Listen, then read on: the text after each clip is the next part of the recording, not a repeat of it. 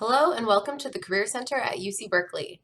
This is the first of a three-part video series to help college-level job and internship seekers successfully evaluate and negotiate job offers.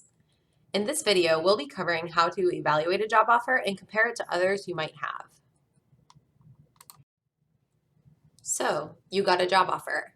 Congratulations! That's a really big accomplishment. Before making any decisions at all, verbal or otherwise, make sure that you've got the offer in writing. This makes sure that this is an official offer. That could be an email, a PDF, or a physical copy. Once you've gotten the written offer, take a step back.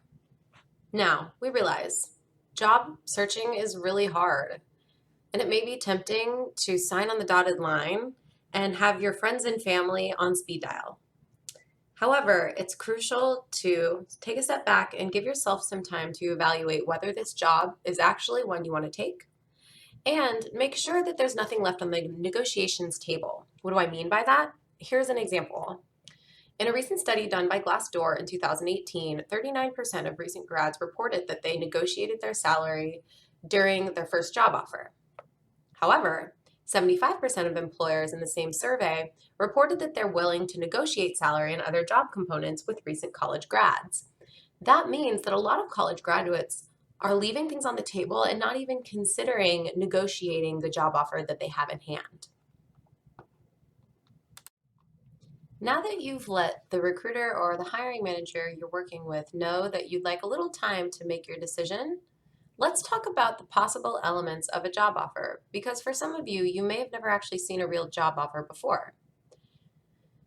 You'll notice that in each section of this slide, there are certain items that are bolded. The purpose in bolding those is to show you what items in a job offer may be more likely to be on the negotiating table than others.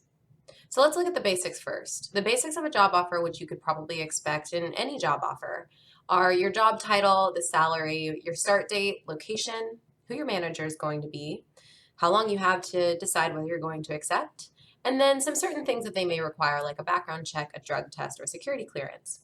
Salary is definitely something that, as covered in the previous slide, could definitely be something that may be negotiable, as well as when you start, the location if there are multiple locations, and when you have to decide. Some of you may experience some additional things on a job offer, such as a sign-on bonus, stock options, relocation expenses, your hours, and then the probationary period and performance review. The items in bold here are sometimes negotiable, not always, but sometimes. The last part of a job offer is the benefits. These are typically fixed and are the same across the board for all entry-level candidates like you. However, there are a couple items in here that you could possibly work into negotiations if it would help you feel more confident in this being the job for you. And those are vacation and time off and tuition reimbursement.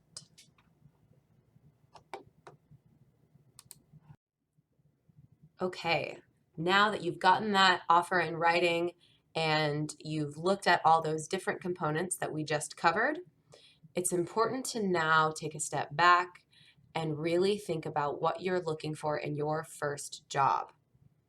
I would suggest everyone watching this pause the video and take a moment to write down your top 5 or 6 items out of this list that you would personally consider to be the most important things that you're going to be thinking about when you get your first job out of college. These could be very different for one person versus the other person standing right next to them. Once you've evaluated what's important to you, now we can actually go back into the job and the job offer and see where things line up and where there might be some discrepancies that you might want to negotiate. So step 3, the next thing you want to do is assess the job role. Is this a job that you want? Is it a role that is going to fit your needs and some of those values that you just checked off? So some of the questions you might look for are things like the job location. Is it going to have a long commute? Skills and interests fit. Is this going to be something that's going to challenge you and interest you and excite you? Culture fit, work-life balance, advancement opportunities, etc. So now you can look at the components of the actual job itself and then what you learn from the interview, and now apply it to that value system and see where there might be some gaps and also assess for things that might be really great. The last step before you really decide what you're going to do is to assess the offer itself.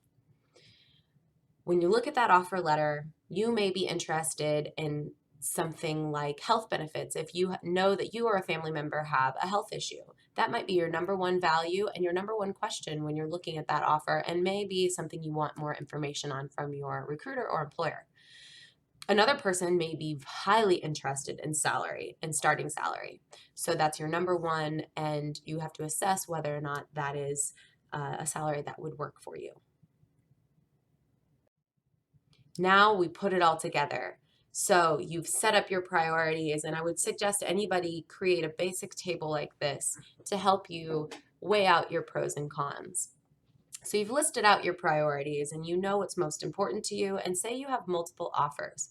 It's okay if you only have one offer. It's still good to create a table like this to really visualize what it is you need.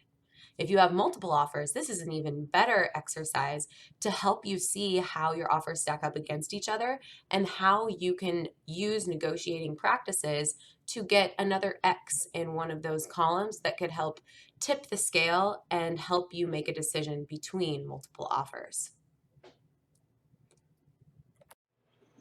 Thank you for joining us for this video.